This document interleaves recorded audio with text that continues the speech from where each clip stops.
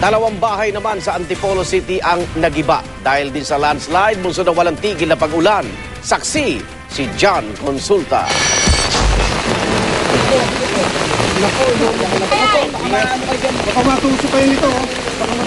Walang sinayang na sandali ang rescue team matapos datnan ang gumuhong pader sa Sitio Tagisan 2, Barangay Mayamot, Antipolo City. Nagkalat pa ang ilang tipak na bato at gumuhong lupa nang gulugarin nila ang dalawang bahay na nabagsakan ng mga nito. Kwento ng isang saksi, naglalakad siya mag-aalas 4 ng madaling araw nang biglang gumuho ang isang bahagi ng lupang kinatitirikan ng bahay ng pamilya Madula.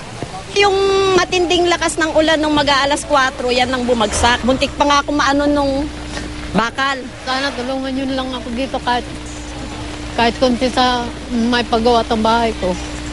Nang may matira naman kami. Apektado rin ang bahay ni Gilberto Arzala na nakarinig daw ng kakaibang tunog sa likod ng kanilang bahay pag-aalas 2 ng madaling araw. Yung pagtayo ko, yun lang pala, oh. Pabagsak na pala po, eh.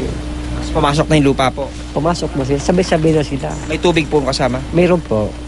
Sa tindi ng pinsalang tinamo ng bahay na to matapos ngang magiba itong lupa sa kanilang likuran at sa banta na rin ang patuloy na pag-uulan. Nagpayo na itong mga otoridad dito sa Antipolo Rizal para sa paglilikas ng mga tao na nakatira sa bahay na ito para makaiwas sa higit na mas malaking peligro.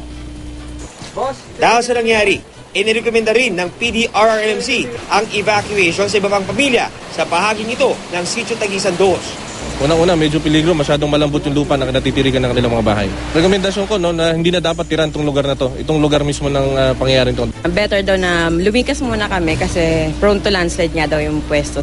Dapat naman din po kami sumunod kasi pamahala na po yung gustong umalis kami. Para sa amin din naman po yun. Pero si Gilberto, ayaw lisanin ang bahay na tinamaan ng landslide.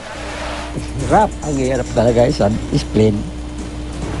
Ito biniyaran ko cash 13,000. Sa huli ay nakumbinsi rin ang lahat na lumikas. Kasalukuyan silang inaasikaso ng Social Welfare Department ng lungsod. Mula rito sa Antipolo, ako si John Consulta, ang inyo saksi.